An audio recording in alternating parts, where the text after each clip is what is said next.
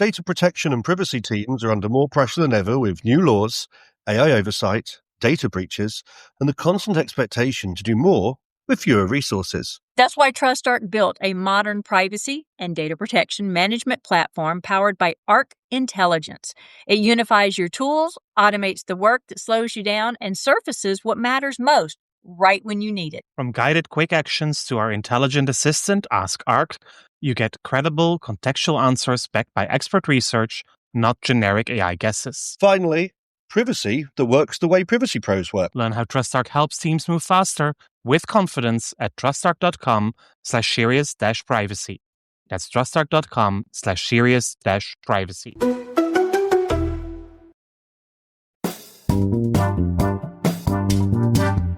You're listening to Serious Privacy by TrustArc. Please welcome our hosts, Paul Breitbarth and Kay Royal. 47 episodes and as many guests, 2 recorded webinars, and over 25,000 downloads. Today we conclude Season 1 of Serious Privacy, and we start with a big thank you to all of you, our listeners. Even though our initial ideas for this podcast were a little different at the outset, we have found our groove and very much enjoy making our weekly episodes. This week, we invite you to join us at our Christmas table to look back at 2020. We'll discuss the year that was, play you some of our favorite moments from the conversations on Serious Privacy, and also look ahead at 2021. My name is Paul Breitbarth. And I'm Kay Royal, and welcome to Serious Privacy. So, Paul, I know we're going to dive right into our favorite episodes or quotes or topics or what went right or wrong with our first season, which I'm really looking forward to. But I do have our unexpected question. Of course, let's have it. What famous living person would you like to meet for drinks? Ooh.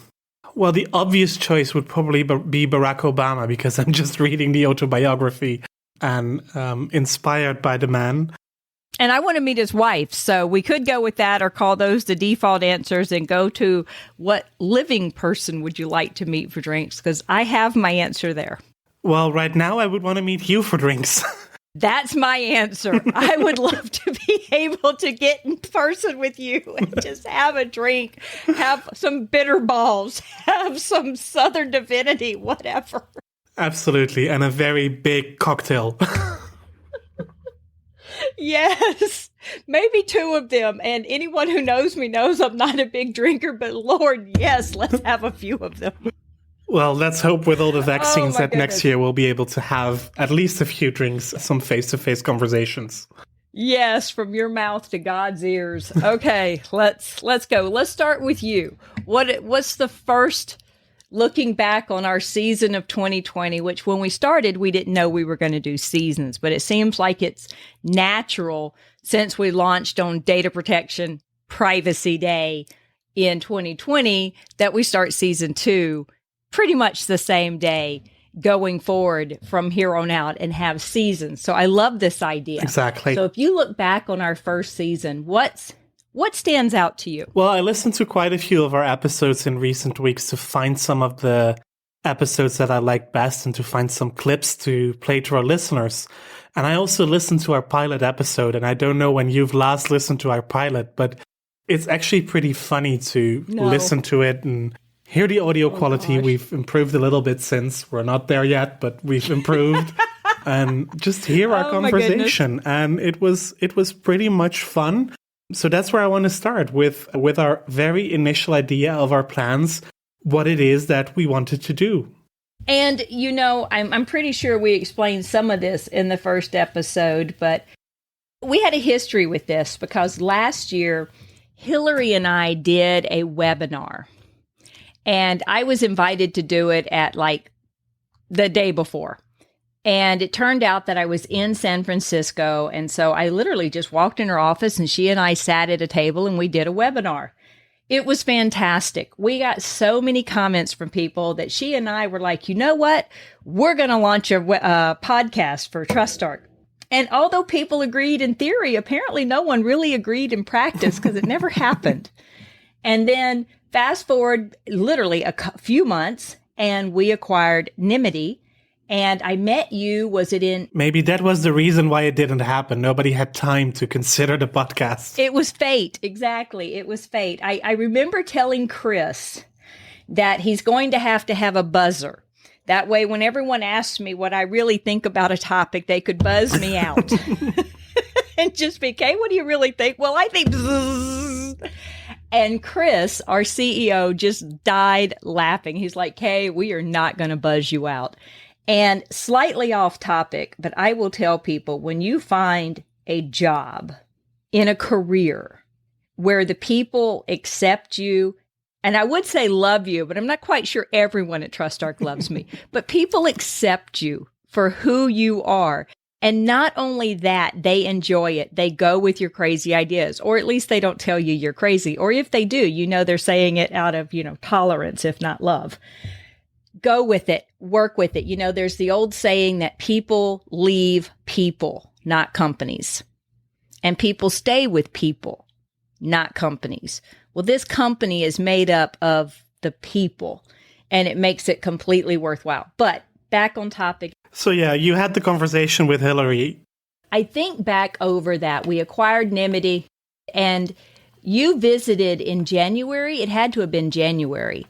And we talked about launching the podcast. The first week, the very first week. And you and I just hit it off like two houses on fire. Absolutely. I had the conversation with Hillary actually in December, because this was just after the acquisition, and I was in Toronto for the annual Nimity Christmas party and the management meetings that we had, and also had time to sit down with Hillary, who would become my new manager, my new boss. And at the end of the conversation about what do you do and who are you and all the things that you discuss in one of those first conversations, she said, is there anything that you would like to do where there never was time or budget at Nimity to do it? I love Hillary like that. I said, well, if you ask me honestly, the one thing that I've always wanted to do, but where indeed we just didn't have the time to get it done, is to start a privacy podcast, because I think this is the right time, and I think we have the people and the knowledge to get this done. And she said, well, that's interesting, because I just had a similar conversation with somebody on my team who wants to start a podcast as well. So that's how we ended up sitting together in January, and here we are a year later and 25,000 downloads later. It's funny because she was probably thinking, and the two of you could not be more different. And we agree. Or more complementary. That's probably the way you would put it. Exactly. Yin and yang. However, I'm not going to say which one of us is good and which one of us is bad. But I think it's fantastic the way our personalities work off. And I met you, and I remember me saying, well, how about we launch it on Global Data Privacy Day in like 3 weeks? And you said, oh, no, there's no... And I immediately corrected there's you. There's no way of getting this podcast ready to go with an episode in 3 weeks. How about we plan on Pi Day in March, because our team is Privacy Intelligence, so Pi. So we thought about that, and then I think Data Privacy Day was like on a Monday or a Tuesday. I think it was a Tuesday. And on Thursday, our marketing company department contacted us, said, you know what? We don't have anything really big, splashy planned for Data Privacy Day. Why don't y'all two launch your podcast? Yes. And we did. Yeah. If you don't start next week on Data Protection Day, you're not going to start at all. Exactly. So see, next time I give you 3 weeks to prepare, go with it, darling. Go with it. Oh my goodness. Okay, so let's listen how it all started. Let's do that.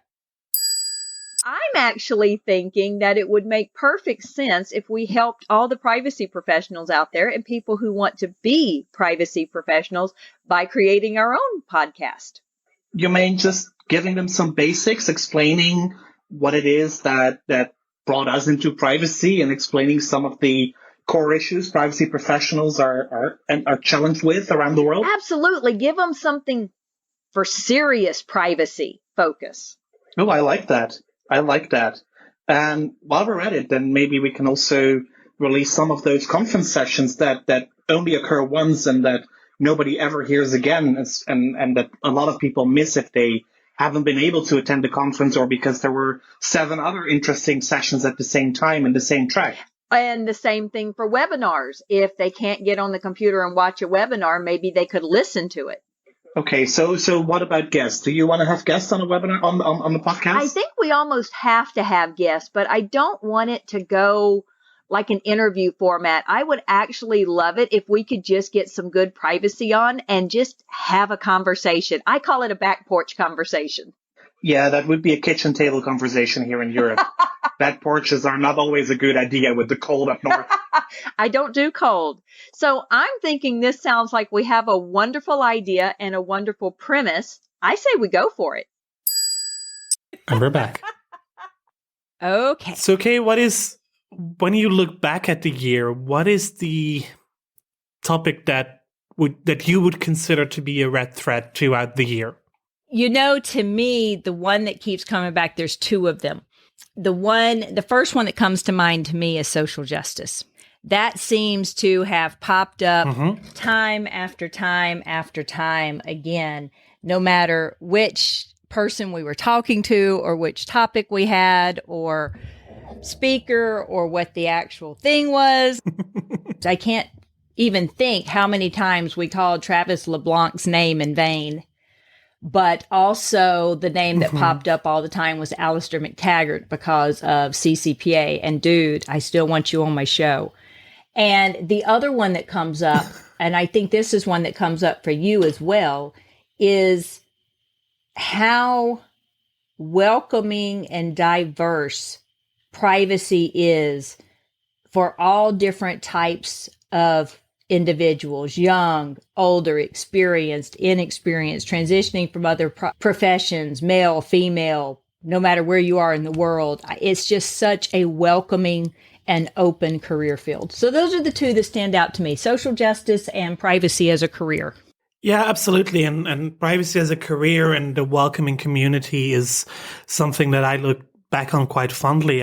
Again, in the pilot, Hillary told us about her first steps in privacy, but we have had many of those conversations. We had Vivian Arts from Refinitiv very early on. We had Emerald DeLeo, who joined us. We had Lily from the LA County, who joined us and told us about her career, especially in times of COVID. We had Tom Bezor, who just switched all his career from being a regular lawyer to becoming a privacy lawyer and passing all of the IAPP tests as a COVID project because he had time on his hands.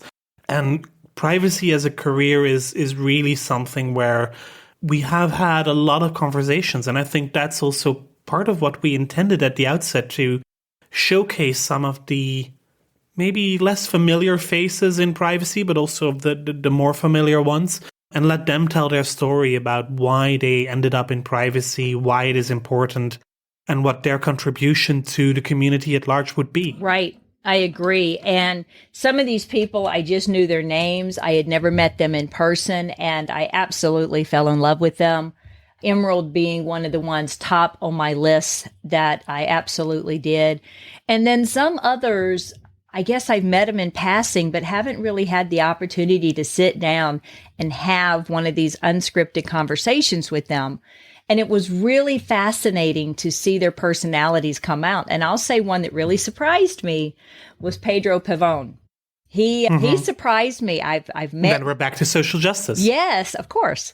But just you listen to him speak on webinars, you meet him in person. And I mean, of course, you get that sense of that personality and the intelligence. But on the podcast, he really just came through the screen, the sound, the airwaves, whatever you want to call it. So I'd like to tee up just a little bit of what he said that stood out to me as one of my favorite spots. So here we go. Just because you can do things doesn't mean you should. And that's a lesson Silicon Valley has to learn. Okay. There's lots of things we've been able to do for a long time that we don't do because they're dangerous or harmful or would create chaos. And so the same applies to Silicon Valley and technology. You might come up with a really cool idea and a really cool use case for personal information that maybe solves one problem, but it is too intrusive or it leverages data that is too sensitive and it shouldn't be allowed. And, every society and every country has to decide what those parameters are for themselves. This idea that there's going to be a global standard, no, there isn't for anything. I mean, the drinking age is not universal. People drink at different ages. They vote at different ages. You get your driver's license at different stages in life. You get it taken away in some places. You pay taxes differently depending on where you live. And so, we're going to have to decide for ourselves what privacy means. And that's not going to be one clean, finite, easy to understand global standard. So I think we just have to get used to the mishmash, because that's how it's going to be. The way they think about privacy in India is different than in Europe, and it's different in the United States. And within the United States, it's different in California than it is in Missouri. That's just the reality. Isn't that Pedro? Yeah, that was wonderful. And let me back that up with a fragment from Emerald. Yes. I think that you can only grow if you're doing more than your current role as is. So do your absolute best where you are. I think that is really important advice. Don't feel like you're too good for a certain job. Like, everybody has to do the junior bits.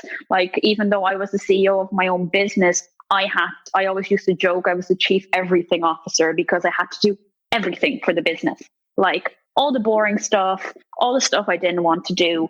You just need to accept that, be humble about it. Absolutely. And always kind of exceed your current job, because once you start exceeding what your job description is, people will see that and they will promote you.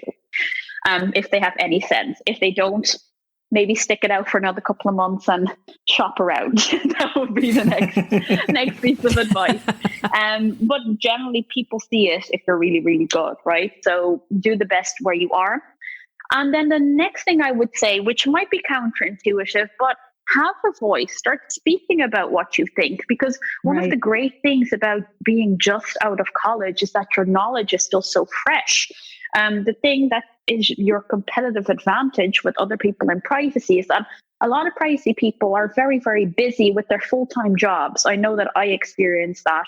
My job takes up so much of my time and so much of my energy. Absolutely. That I don't really find as much time to read interesting papers and, the luxury work you get to do when you're still studying.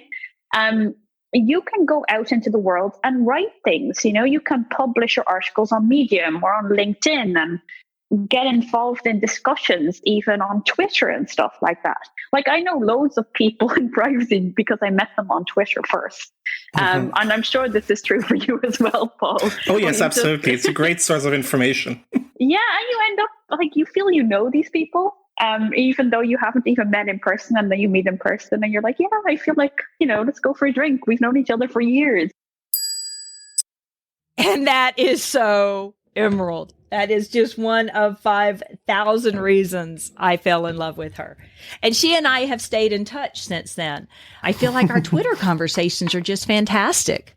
When we had our election in the US and everything was dragging on, she actually reached out to me on Twitter and was like, given how much the rest of the world is watching and what we're thinking, how does it feel in the US?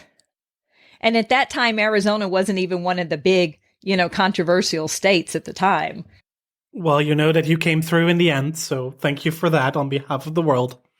Yes, you're welcome. So back to our what living person would you like to meet? Let's sit down with Kamala Harris. I mean, Vice President-elect. I should be more formal with her, but I just feel like Vice President-elect Harris. That has also a nice ring to it. It really does. And she and I are meant to be friends. So, Kamala, I'm speaking. Well, let's start with getting her on the podcast at some point.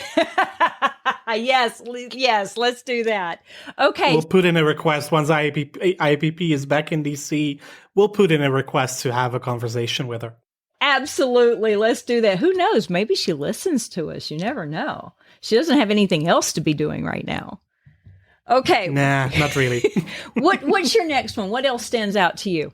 Well, for me, one of the topics that still fascinates me, and I don't even know why it hit me so hard, but that is the episode we had on sharenting with Maria Hoy and Alexa Fox, two academics who did the paper on parents sharing the pictures and the information of their children on social media, especially in online competitions. And somehow once I read the paper and once we spoke to them, that issue came back all throughout the year, whether Yeah. there were new Twitter competitions or new media reports, and it struck me. It really struck me, and I don't even have children, so I'm not sure why, but that is an episode I vividly remember as being one of the first ones where I thought, wow, this is something special that we're doing. Yeah, and do you have a clip teed up for them of a particular absolutely. police? Let's listen to that. Let's start with sharenting itself, because it might be a term that not everybody is already familiar with. I, for one, haven't seen it a lot in the papers yet. Well, in your paper, obviously, but not in the regular newspapers. And in the paper that you've written, you give a near legal definition of sharenting, the habitual use of social media to share news and images of one's children. But for the non-lawyers who are listening to this, what exactly do you understand, should we understand when you talk about sharenting?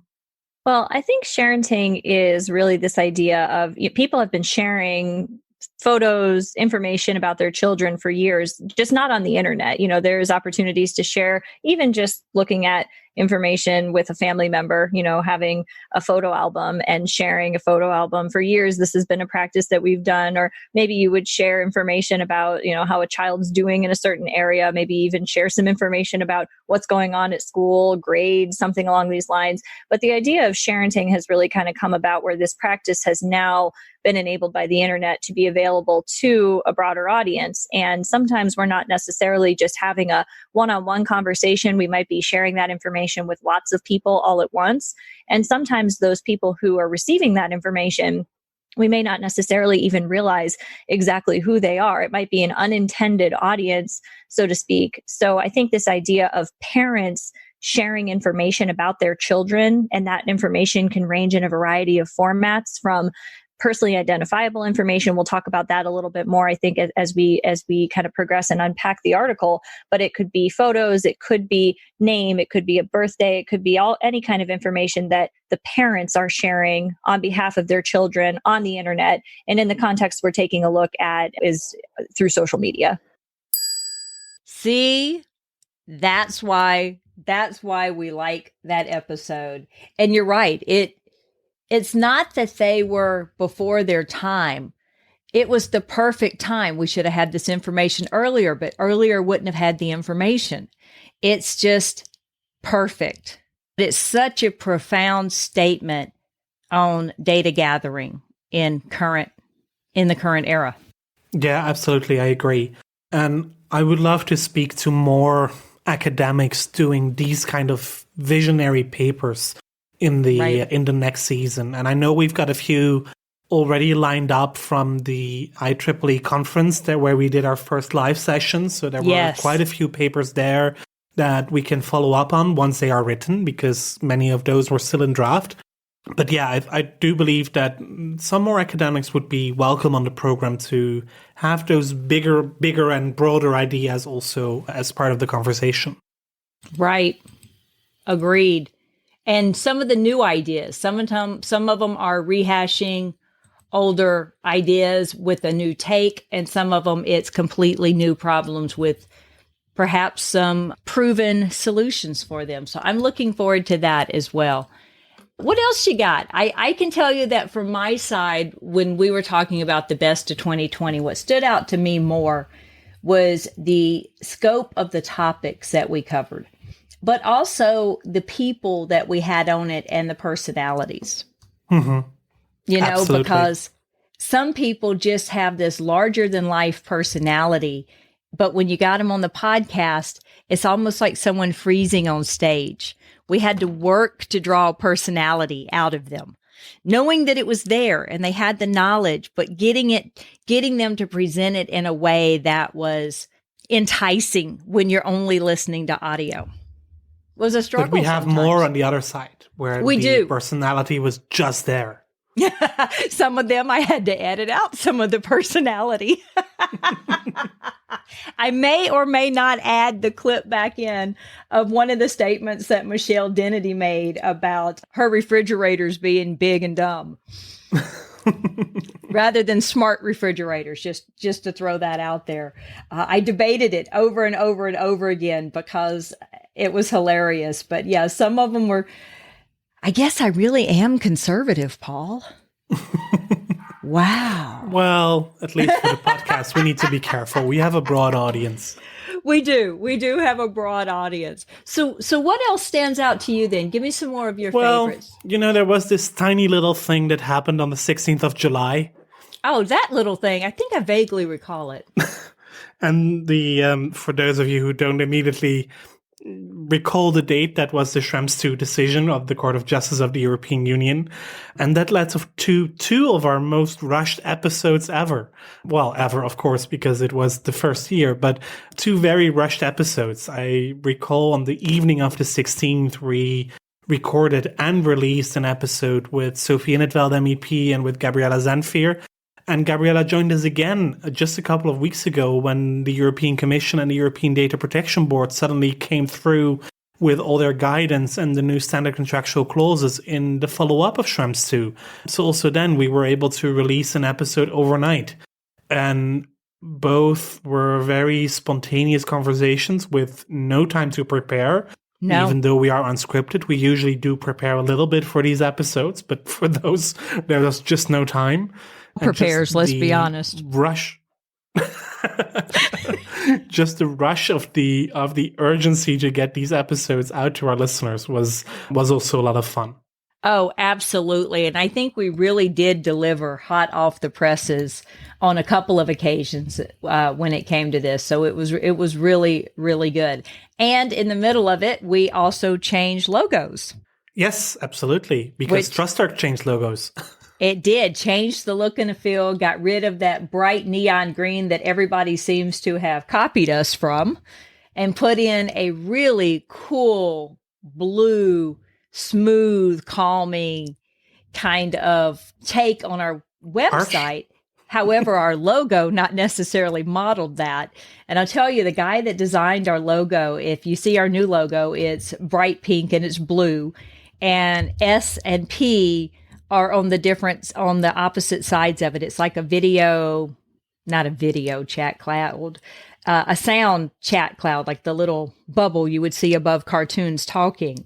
And it has the podcast mic in the middle, but he gave me the pink for the serious part, and he gave you the blue for the P for the Paul part. So I thought that was just awesome. It just seems to represent the different takes we have on opposite sides of the world as well. Absolutely. I just love it.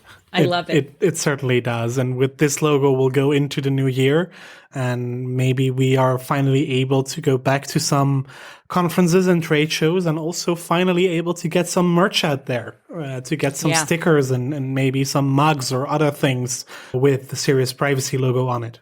Something with, I got serious with privacy, or I'm serious about privacy, something like that. But I will say that the episode with We take your privacy seriously. We take your privacy seriously. That's right. Privacy seriously. The one quote that stands out to me from all of our sessions was the one with Jared, I'm going to mispronounce his name, Kosilia, who had to teach me how to say his name. But he also made a comment in there that became the title of the post, that there were no divas in privacy. And you and I both almost fell out of our chairs laughing. That was and I still do, because quote. I still believe that he is wrong and that there are many divas in privacy. I won't name them. I'll stay polite, but I think you and I could both come up with a list, and our listeners can come up with a list. And if we compare them, then I'm sure there will be some overlap. Absolutely. And I believe Paul and I both muted, so it really does us no good to play the clip for you, because you can't really hear or see us falling out of our chairs laughing. But it did we were show. There, absolutely. It did show the scope of the privacy jobs expanding. I just had a conversation with a registered nurse who wants to move into a different field, and she had reached out to me about legal nurse consulting. And of course, my response back to her is, have you thought about privacy? Because I was a nurse. Because that's what I did. Privacy. Exactly. And she's like, well, I need something that's going to challenge me. And I'm like, oh, well, then stay away from privacy, because there's nothing challenging about this. Don't worry, darling. This will challenge you. Right? Oh, my gosh. Okay. Yours next. What you got? So when looking ahead, when looking ahead, what is the main thing you are excited about for 2020? What is the main thing you are excited about for 2021? And you are not allowed to say the presidential inauguration. Which was, minus 2 days ago, a month from now. So not that I'm tracking days and times and hours at all, but I'm looking forward to, one, the possibility. So I'll try to stay away from the politics, as you said, no presidential, but the possibility of everything in privacy moving forward faster because there's people that get it in office. So that is one. But I would say for our podcast, what I'm really excited about is being able to further develop how it is we run the podcast. We've developed some rules and some FAQs for speakers. We've gotten into some good patterns that we have of pre-posting teaser pictures, doing the little video sound bites that come out. We've tried some different formats, turning webinars into podcasts. I think we tried twice. It bombed miserably. So I think I'm looking forward most. Not the best idea. Yeah, I think I'm looking forward to most is not perfecting, but enhancing how it is we deliver our podcast because people seem to like it. And I don't want to lose what makes it special, but I want to grow it and I want to make it better. Well, that sounds like a perfect plan. But what about on the policy side? You're going to ask me what exactly do I want to talk about? Okay. I want to talk about HIPAA because HIPAA actually has some changes proposed. And there are some laws in the U.S. around HIPAA, which nobody gives a crud about except for those people working in HIPAA. I want to talk about more of how security integrates in with privacy. And I want to talk about social justice. Well, that's always a good topic. I want to talk more about e-privacy and the whole online privacy discussion with still an e-privacy regulation in Europe on the horizon, but also cookie laws changing all around the world and cookie tracking technologies changing, companies becoming more vocal in what they can and cannot do, DPAs becoming more vocal with them looking at transparency and consent frameworks, but also at individual companies and how they deal with cookies on their websites and with the notices that come along with it. That's one topic I really want to dive into for next year.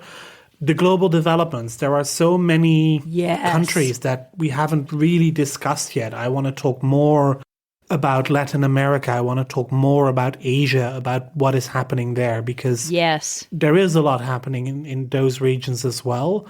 Hopefully, we will be able to do some live recordings in September at the Global Privacy Assembly in Mexico City, if it can finally take place, which would be a good place to have lots of face-to-face conversations indeed. And of course, we should continue the conversation about Europe versus the United States and the prospect of U.S. federal privacy laws. Yes, absolutely.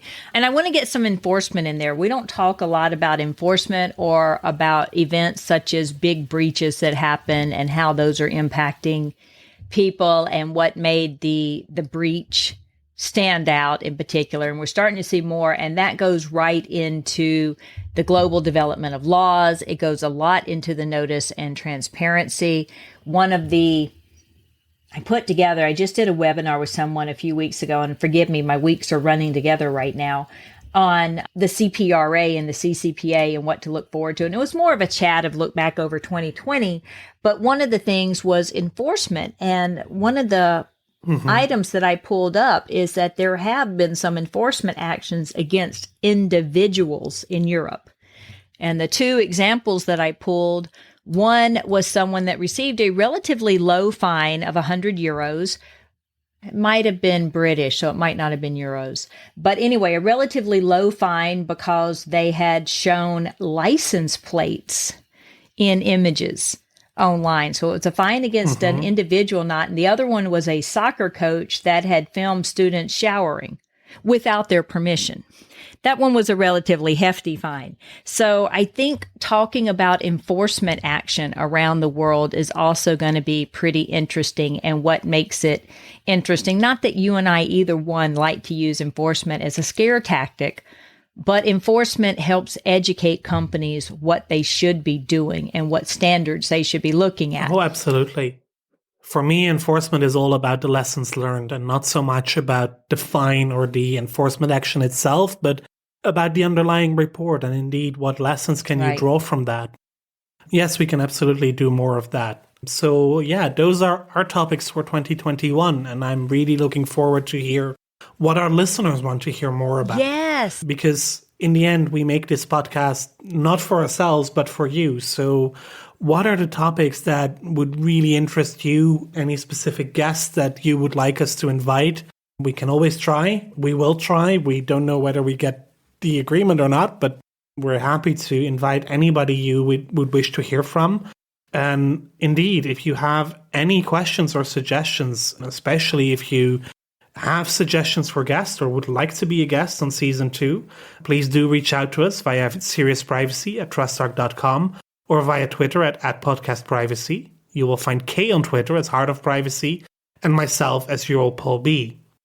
Thank you for listening to season 1 of Serious Privacy and to this season 1 finale. And we will be taking a break. Yeah, we will take a break until Data Privacy Day, Data Protection Day 2021.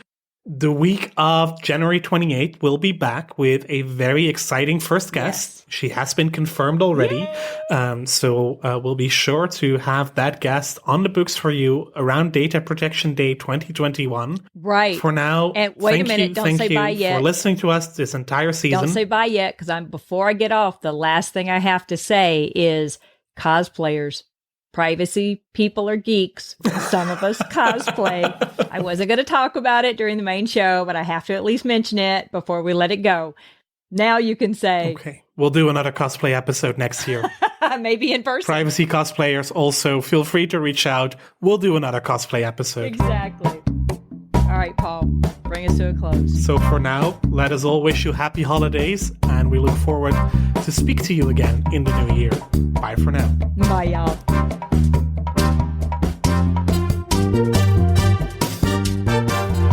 That was Serious Privacy.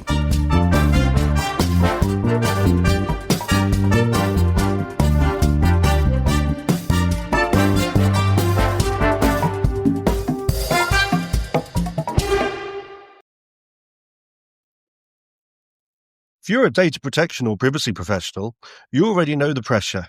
Non-stop regulatory change, AI oversight, internal demands, and the expectation to somehow stay ahead of it all. And the old patchwork of tools just isn't cutting it anymore. No.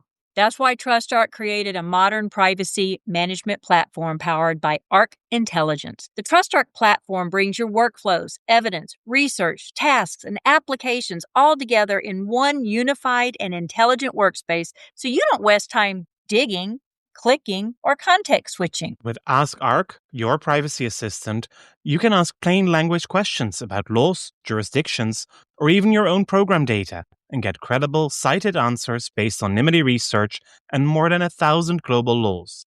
It's explainable, transparent, and purpose-built for data protection and privacy. So if you need to add a vendor, create a cookie banner, or start an assessment, quick actions take formally complex tasks, turn them into bite-sized guided workflows to save you time. It's a platform that thinks like you, works like you, and helps you move faster with confidence, whether you're a seasoned DPO or you're just getting started. See how modern privacy gets done. Explore Arc at trustarc.com/serious-privacy. That's trustarc.com/serious-privacy.